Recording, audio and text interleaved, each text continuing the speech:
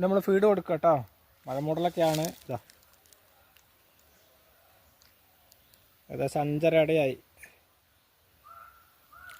ഇതിപ്പോൾ ഡിസംബർ 26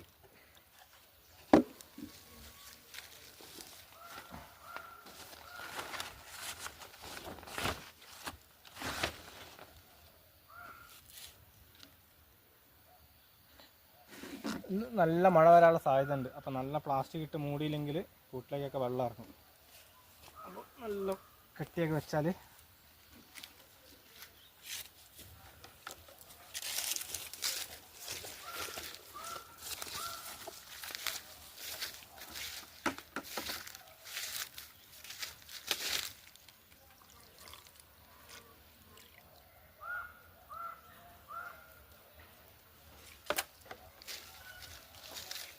പഴുത്തിട്ടേ ഉള്ളൂ.